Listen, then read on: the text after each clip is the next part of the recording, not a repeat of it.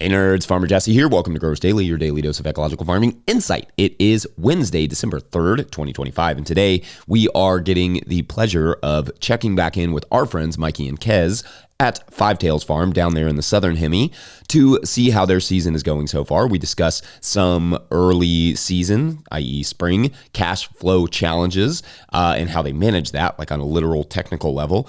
We talk about their lo-fi tomato grafting and some farm team dynamics. Very cool stuff, as always, and couldn't be more honored to have them on every single month. They're the best, so let's do it.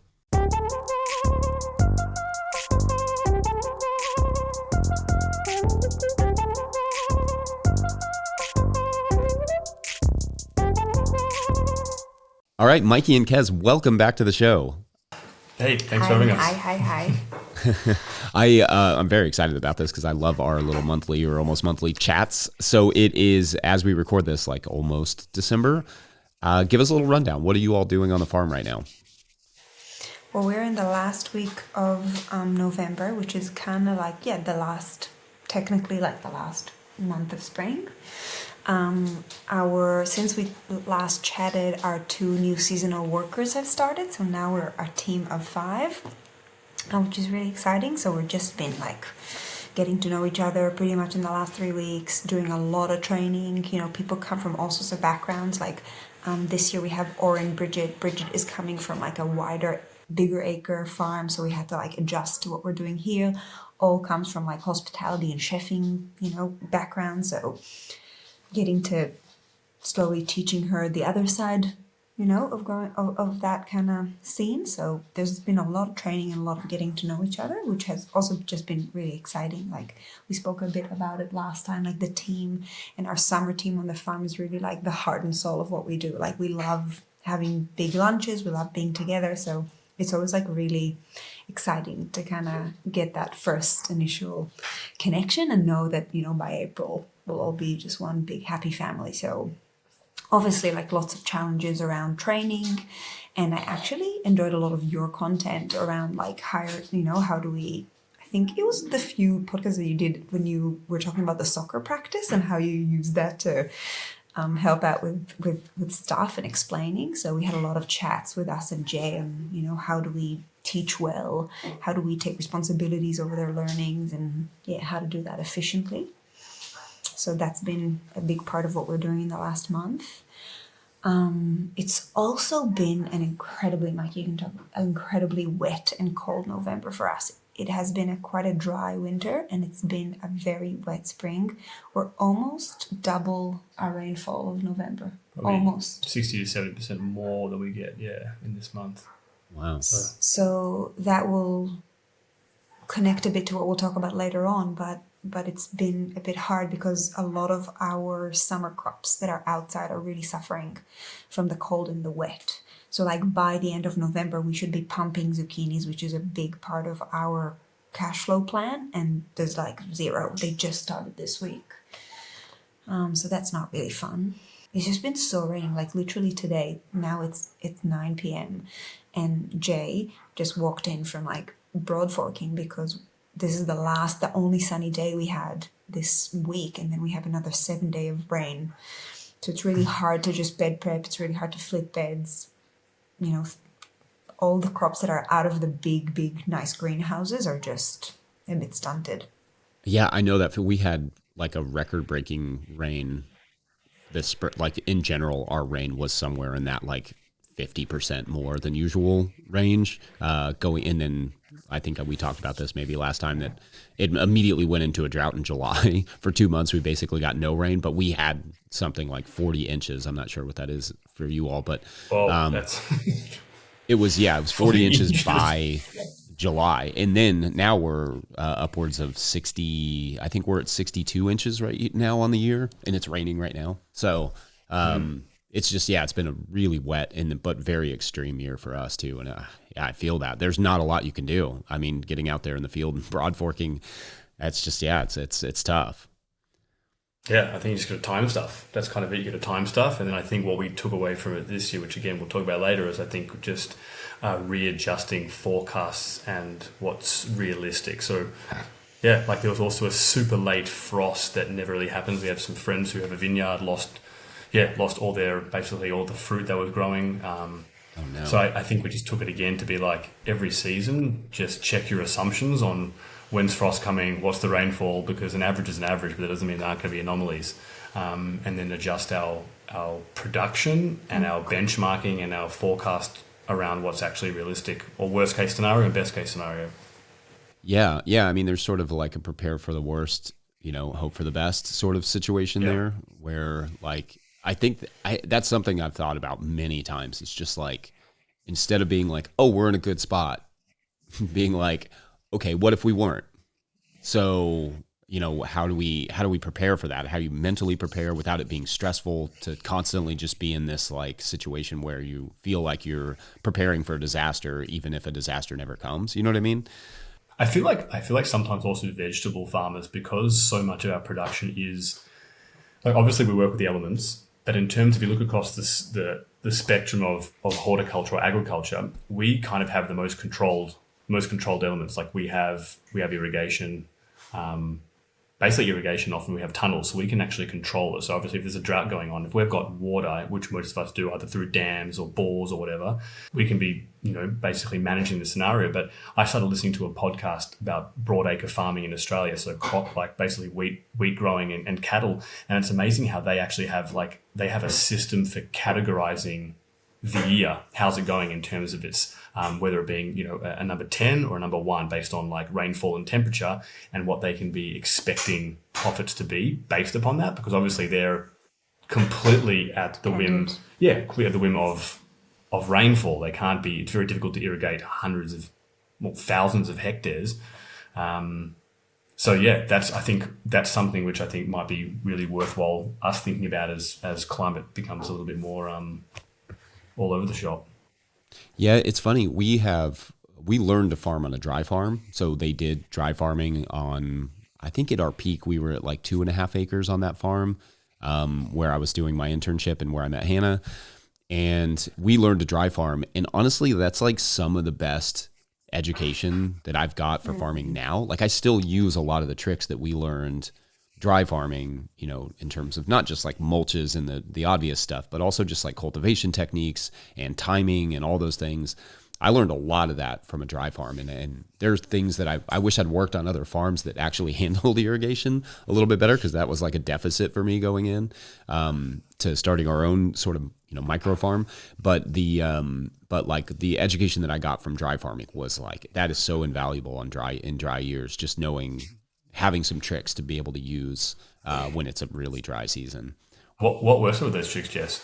Well, I mean, a lot of it is soil preparation, and a lot of it is, like, we were also a tillage farm then, so a lot of it is just timing your cultivations properly, being on your cultivations. So, like, one of the things that I think a lot of people who do any sort of soil disturbance, even with a tilter, sometimes fail to do is, like, after a rain, you are cultivating. If you are not cultivating, you're going to lose moisture, but you're also going to get weeds. And like, if you're not like on it all the time, that will dramatically affect your soil moisture content and all those things. Like a dirt mulch doesn't really work, but if you don't cut it off, I've found that it just, especially in our climate at least, like it will suck that moisture out of the soil. And then let me think of other tricks. I mean, you really, really take care of your, getting your soil organic matter up as fast as possible. Mulching is obviously a sort of emergency mulching. Like if you are in the middle of a drought, getting that mulch layer down, if you don't have it, is really important to just get that moisture to come up to the surface. Plant cover, any sort of, just getting anything planted like that you can, even in the rows. I just I don't know if I can really talk about this yet, because Eric Nordell just sent me a video that maybe I'll link, but he puts rye in the summer times in his pathways. They do a huge dry farm in Pennsylvania and farm it with horses, and they put rye in their pathways.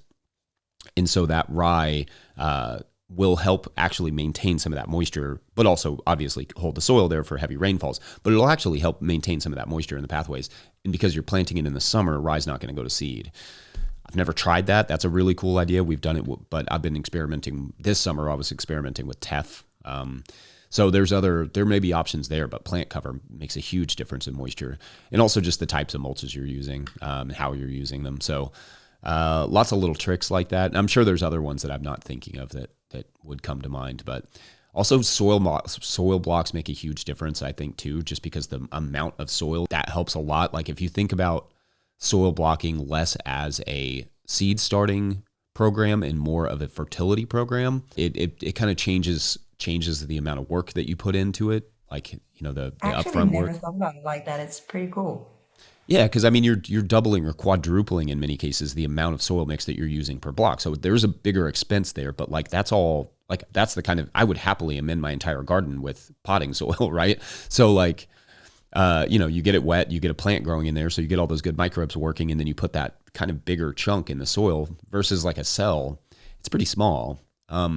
Figuring out the time, management there can be a little tricky, but we've got some good systems in place that work okay.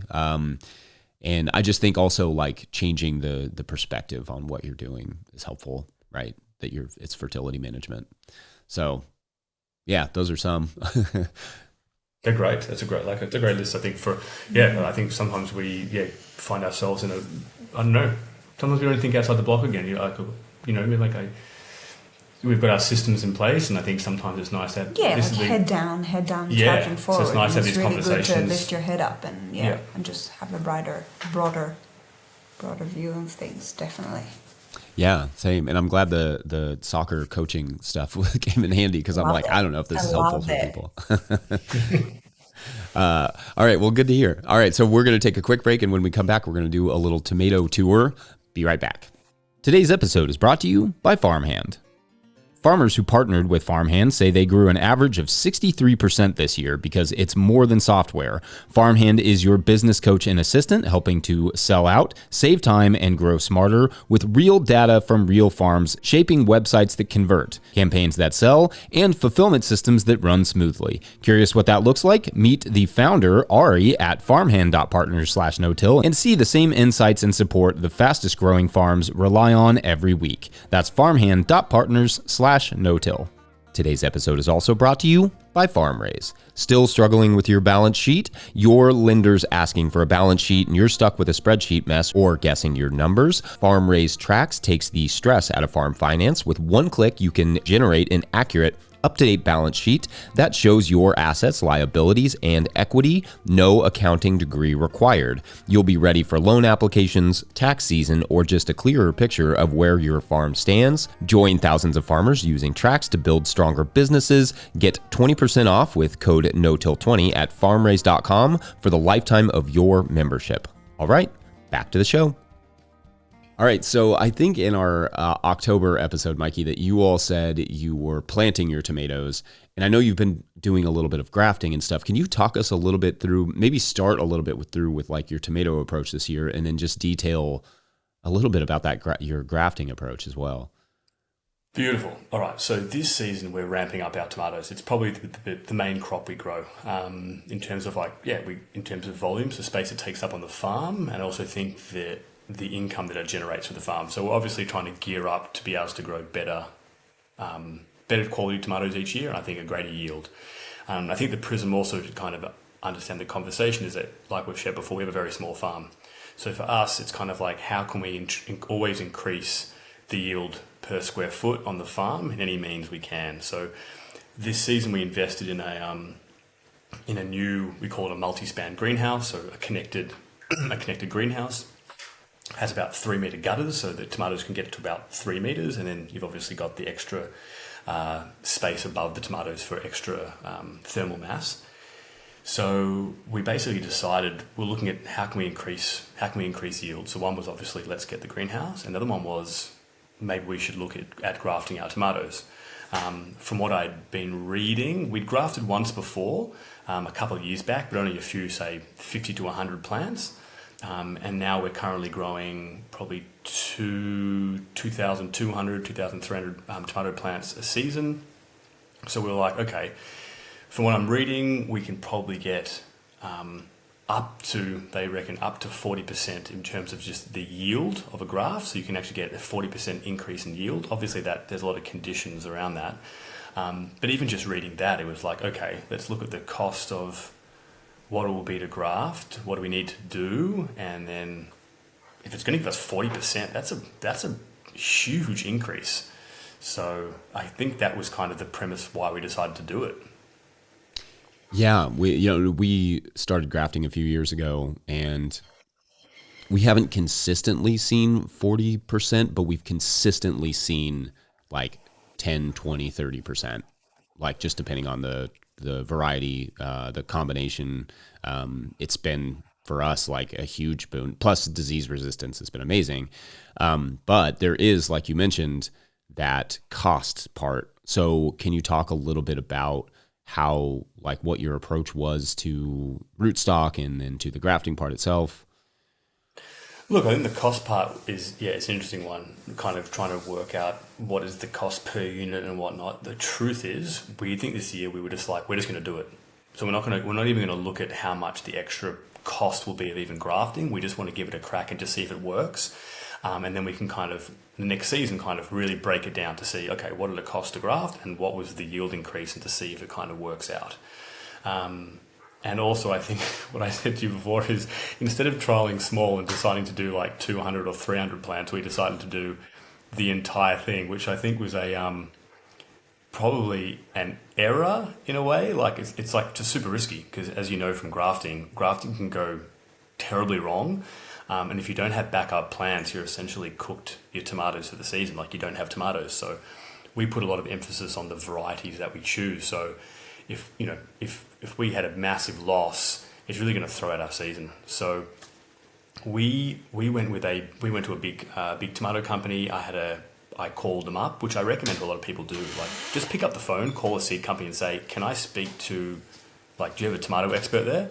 And often they'll be like, yeah, no worries. So I had an hour free consult with their tomato expert, and basically just ran through everything. I was like, this is my climate zone. This is what I'm growing.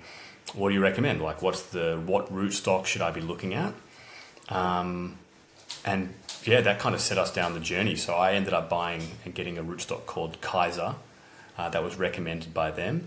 And I think why Kaiser works well for us, also, first of all, there's not a huge amount of options for small growers. So there's only a limited number of rootstock options, but that's in the Australian context. So we went with something like Kaiser, which is actually a very balanced rootstock. So it really balances the vegetative growth with the generative growth, which, because we're in an organic system and it's low tech, it's really difficult to steer a crop. So the word steering, which you probably know as well, for the listeners, like, steering is obviously how you can shift a crop between the two main forms that they have, either being generative, so they're pushing their energy towards fruiting, or vegetative, so they're producing a lot of leaf mass and they're kind of building themselves up as a plant.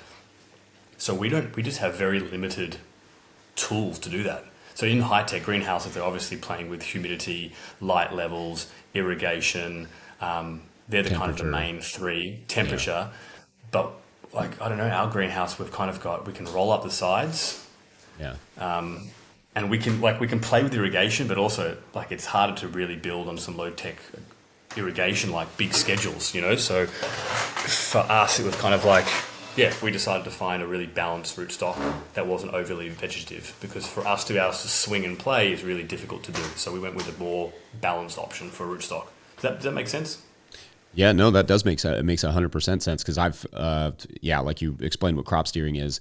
It's really hard to do when you have very low tech system, when it's just basically, roll up sides.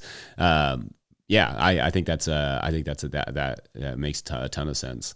Can you talk a little? And from what I've understood is also that a lot of the rootstocks that are being bred, they're bred to be vegetative, and really, really super vegetative. Because if you look at if you're growing a tomato, like, without grafting, people often notice that kind of halfway through the season, they start to kind of get really stretchy and leggy, and they kind of almost like run out of juice, and they're just kind of pushing all of their energy into flowers. So generally, tomatoes are often generative anyway, so that they breed rootstocks to be overly vegetative, so that they can really have these stocky, strong plants, and obviously they've got the tech to be able to steer it to be generative or either way.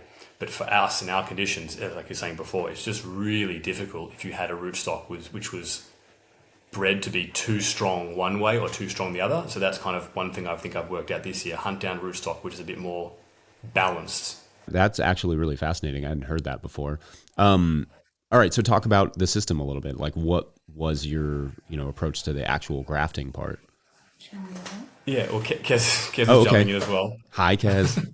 Well, the approach to grafting was because we had success the first time we grafted, which was years ago. We had a really janky setup. We literally we grafted like anyone else would graft, and we used our cool room, as the healing chamber.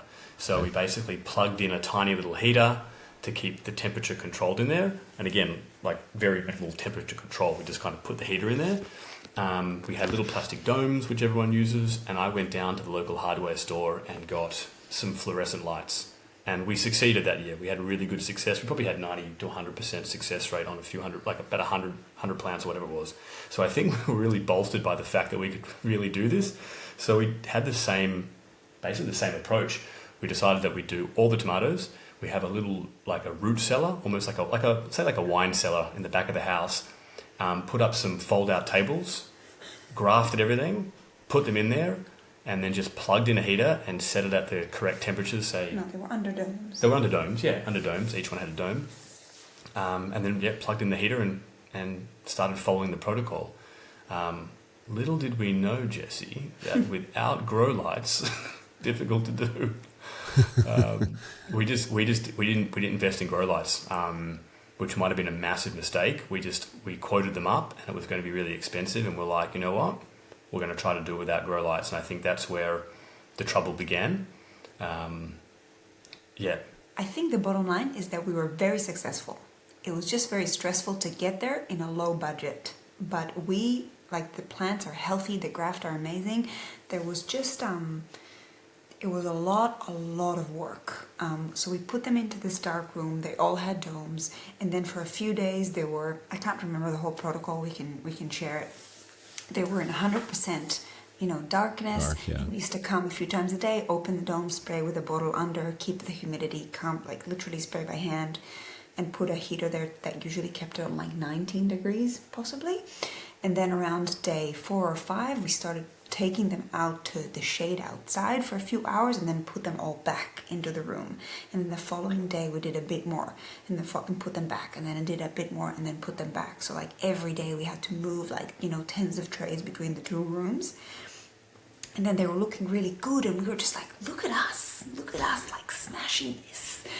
And then one day the sun came around the house, and wow. They all got full sun for a few good hours in the afternoon. Yeah. And they looked, and that was we were just sitting in the living room at night saying okay, we just lost our tomato crop for the year and we'll have to re-sow. And they were all looking completely really wilted, beyond wilty.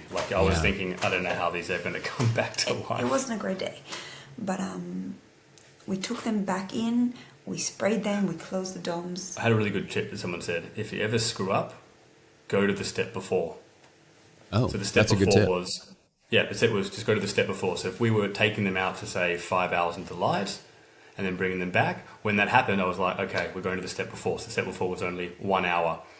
So we actually went back a step, and the long or the short is we managed to recover almost all the grafts. And I think that was the saving grace, was literally bringing it back a step. We threw all the humidity we could at them. So we just pumped the heat up, gave them 100% humidity again for another probably 36 to 48 hours. And then they all started slowly coming back. But there were a few varieties that didn't survive that. Also on that panic day, I went in and just re-sowed a bunch of tomatoes. So we ended up using some of those. We had a few varieties that were completely wiped, but most of them made a really beautiful recovery. And after that, we were very careful with the direct sunlight, and then it became kind of smooth sailing after that. Yeah, well, I think, as I said before, that consult we did, Jess, with the seed company, he said a lot of the industry people that are doing it are getting 50%. That's their 50% graft rate, which I thought was pretty shockingly low. Wow, that's really low. So we were pretty pumped when we started to. We're like, okay, we thought, it'd be 60%, and we thought, okay, it's actually going to be 70%. And I honestly reckon we got 80% plus. So we were pretty stoked with that in the end, I think, even with all the troubles. Yeah, that's great. I think that your setup there sounds very similar to my own. Like your approach does sounds really similar to my own. We're doing basically goes into a dark space and then comes in a dark warm space. Then it comes out and goes onto our like table in our house, kind of close to a window. I do that at night, and then I let it kind of get a little bit of sun the next day, just from like I increasingly move it into the light, move the trays into the light. And then after that is, slowly, increasingly taking it out to the greenhouse, and then I use shade cloth. So I basically am taking the light away, increasingly a day after day, and then that usually works. And I get, I would say 95% That's epic. success. I think the shade cloth is a banger. Yeah, that to me was just like, instead of like you were doing, moving it back and forth. We did that the first season. I was like, this is a lot. So yeah, ended up, and especially for the number of plants you're doing, like we're not doing that many. I think we're doing, maybe 100 plants grafted like that, but then at a time. So then basically, yeah, just pulling that shade cloth back that made all the difference to us.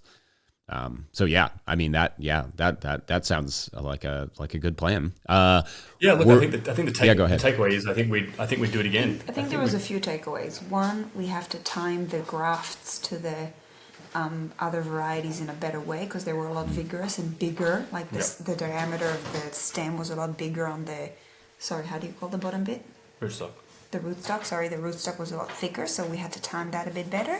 And definitely, I would, in our current setup, would put a grow light in because it would just save us so much time and effort. Yeah. Because it was really a lot of labor to move them around back and forth, and it was quite stressful. Yeah. Yeah. The only thing I've found with the rootstock size, like matching those up, is the taking basically moving, like starting them on different trays, obviously, and then steering them, like literally taking the ones that are growing faster and putting them in a cooler part of my greenhouse and just slowing them down. And that has worked for the most part, but it is a little bit more intensive. And maybe, not everybody has a cooler part of their greenhouse. We do, because our greenhouse is just as low budget as everything else. But but yeah, that's, and we would have a heat pad, so I could kind of warm them up a little bit and just, move things around as needed and try and steer it a little bit that way. I think with that, we're going to take a quick break, and when we return, we're going to talk cash flow in the springtime. Be right back. Today's episode is brought to you by Johnny's Selected Seeds. Johnny's Selected Seeds is a proud supporter of Growers Daily. At Johnny's, they do more than sell seeds. They grow them. They trial them to see how they perform on Johnny's research farm in Maine and across the U.S. and Canada. Only the best varieties are added to their catalog and website. When you need proven varieties you can count on and detailed guidance from seedling to harvest, consider Johnny's your trusted growing partner. JohnnySeeds.com. That's JohnnySeeds.com. All right, back to the show. All right, so spring is often like a really complicated time on farms because it's like the most expensive time on the farm, and generally like with the least amount of cash flow for lots of reasons. So what do you all think about that? Like, what do you all do about that? So I think I'll go back a step and just explain a little bit about kind of like our accounting stuff. I think Mikey talked a little bit about it in your first chat that you had a few months ago, but I think something that really is helping us throughout the year, but especially at times where we need to be really prepared, are two things. One is we found a really good accountant, which I can't really emphasize how important it is. Like we went through a few, and until we found the person that fitted us the best, that really changed our operation, because what we do is he obviously does like our quarterly tax and he does our yearly tax, but we pay him a bit extra to have 4 meetings a year where we sit together and we choose a topic that we want to talk about. So usually what we do is we kind of keep those meetings to autumn and winter and have them all then, rather than when we're really busy in spring and summer.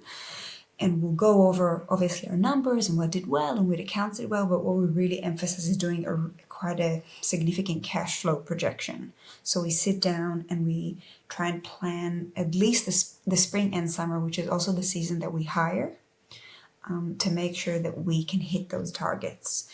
And we try and do quite a particular crop plan that fits with it, and then we were able to say, okay, we're estimating that we can make this much money a week for October, this much money a week for November, so on, and kind of copy our expenses from the previous year and try to update them for this year. And then I can say, oh, I can give a raise, I can hire this, this month is going to be really tight. This month we're actually going to lose money, but, I can look at the cash that I have now and, we're able to absorb that. So you get kind of like a broad plan of how the year's looking. And for us, it just helped us to make a lot of really good decisions, or maybe make big decisions less scary, like, pay rises or hiring or getting, a new truck or a new infrastructure or something like that. So that's kind of like the one thing that's been super helpful for me, and having a good partner to help you do that is really important. Thank you, Jamie. The other thing that's been helping us a lot this spring is the Profit First protocol that we follow, which Mikey spoke a little bit about before.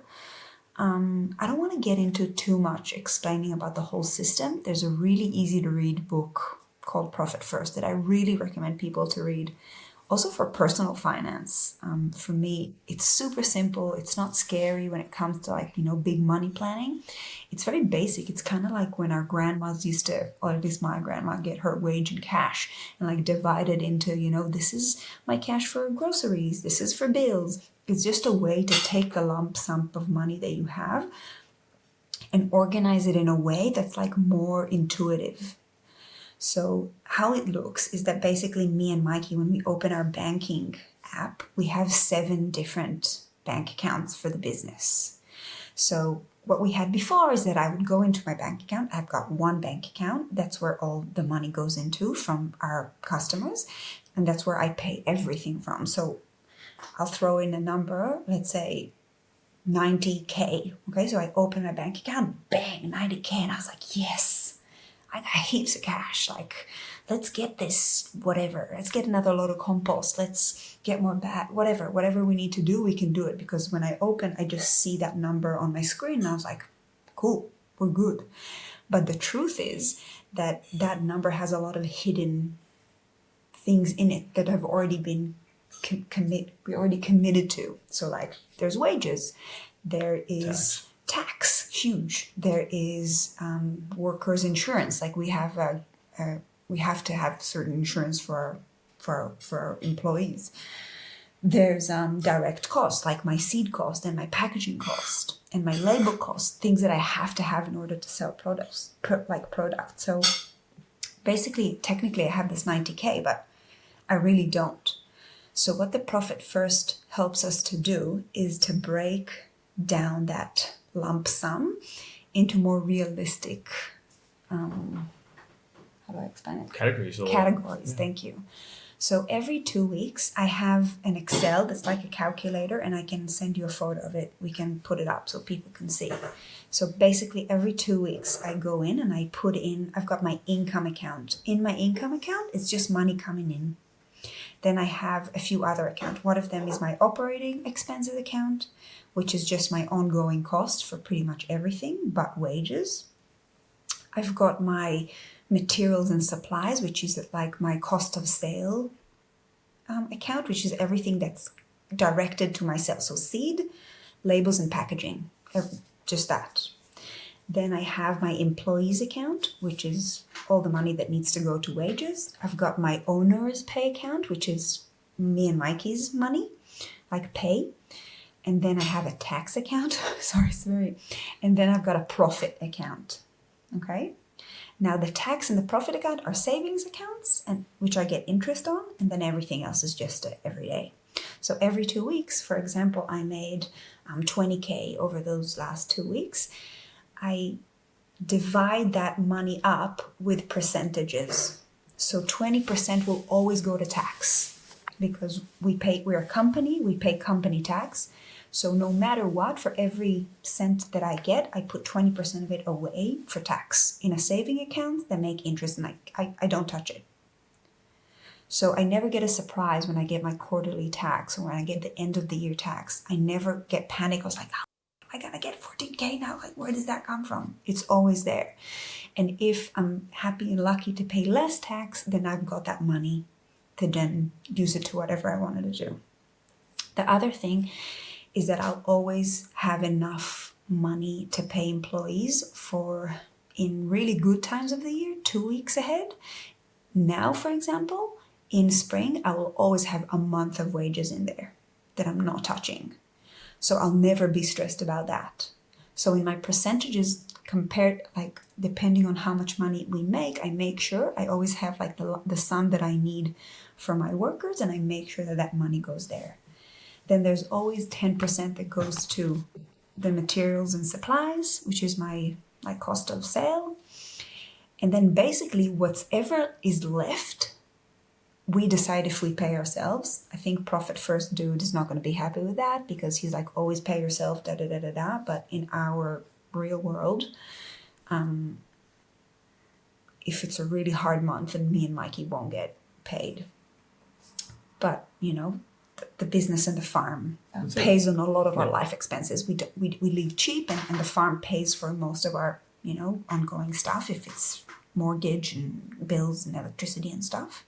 And then everything else can either go a little bit to profit. So usually we'll put 5% aside for profit, and then the rest will go to OPEX. So basically, whatever's left after I paid everything that I needed to do, I paid us, I paid the employees, I put some money aside, I put some money for tax.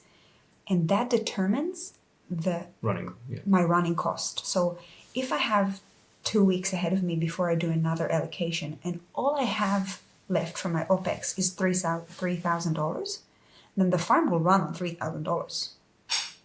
You know what I mean? Mm-hmm. Basically, it limits me to where I'm actually at. So at the start of the week, I'll do like our manager meeting, and I'll tell the guys, look guys, like we're tight this week, so you know, we can't order compost, or we have to deal with what we have until we have another allocation, or we have another distribution of cash. And then on month that we're doing a lot better, we have some wiggle room, let's buy that compost, let's get, you know, this, let's get that. Let's make sure we can pay, you know, we have to make sure we can pay that loan. It just helps me take off all the stuff that we have to take off in spring, if that makes sense. I think it was a bit wordy, but makes sense. But just the fact that I open my app, I wish I can show it, but I think that's probably not cool. Like, I'll open my app and I'll have like, I can see exactly OPEX, $2,000, $3,000, $7,000, whatever in there. I have my employees, and it's, you know, there's 20K in there. So I know that no matter what happens this month with the rain and there's no zucchinis because it's so cold, I've got that money to pay them. And if I didn't have that, all I would have seen is $90,000, for example, and my brain will automatically feel like, okay, we're doing well, we've got the money. But really, 14,000 of this needs to go to tax, 20,000 of that need to go to workers and insurance. I love that. There's a few things that I think I want to emphasize there too that I think are really important. One is the savings account thing that you mentioned. The fact that, like, I think this happens a lot when you get lump sums, like in the CSA, for instance, you're bringing in tens of thousands of dollars or whatever. And you know, I love the checking account, the multiple checking. I've never thought of that, and I love that. But the thing about the savings account I think is really interesting is that oftentimes people just have those in regular savings accounts, and they're getting 15 cents, 20 cents a month or something, even with a lot of money in there. And they don't realize, like, that is a waste of that money that almost all banks have. I don't know how things are in Australia, but we have accounts here in the US where you can basically put them in and you'll get 2 or 3% back. And so, like, you end up with making 50, or, you know, depending on how much money is in there, like $50 or $100 a month, on a big chunk of cash that, you know, is not just an obnoxious line item that you have to put in. Suddenly it's like, oh, it has some value and it's making, you know, it's having some return. So I think that's an important thing. And also the month ahead on wages, that is something I did not think hard enough about when we started having employees, is having enough cash to cover them for like an extended period of time. And that's when you, especially in the springtime, when you run into those issues of just like, oh, okay, we're really low on money right now, but we have to pay this person. Getting that stress off your back so that it's just like, we know this person is covered for the next month. We're like, that I think is a huge goal going into the end of your season the year before, just to make sure that you're like thinking about that for the next year if you're planning on hiring or if you already hire. So yeah, I think those were really good points. Yeah. Anything else you want to share on that? Because it's pretty big for I think how we run our business. It's pretty big. Look, we don't. I think we can get a lot better. There's a whole techniques on how to improve from quarter to quarter and make sure that that the owner is getting enough money and that we do put the money away for profit. But it's just I don't know how to run without it anymore. If you know what I mean. It really dictates before I pay something. It makes me stop and think, do I need it? Can I do without it? And I think that frugalness sometimes in business is really important. And that together with a good cash flow projection and a good crop plan, I mean, at the end of the day, I really do think that everything comes out to good planning. Just like crop planning in the field gives us successions and gives us ongoing harvest that we spoke about it. So it's the same here. And I think this year, for example, we were like confident that zucchini will be popping in November, and we put the targets for that. And now we understand that we have to have a different buffer, or we have to make sure that we spend less at the end of summer on like big farm infrastructure to make sure that we keep that money for a really hard October and November. Yeah, that's the game. We all feel like kings and queens in midsummer when the tomatoes are pumping, and then suddenly you're trying to sell daikon like your life depends on it in October. I mean, I think that is also like a really big lesson we learned, is just like when you're at your most flush is when you should be your most conservative. And just because of that exact feeling of just like, oh, I'm on top of the world, I've got all the money in the world, and not thinking about when you don't. And I think those are really important points. Mikey, Kez, I love these chats. I hope we can continue doing them. Thank you so much for your time. You all are the best. Perfect. Thanks, man. It's been awesome, and also cracker timing because I think Raya's waking up, so you nailed it, dude. All right. Nailed it. Well, tend to that and send Raya my best. Thank you so much. Thank you all. All right.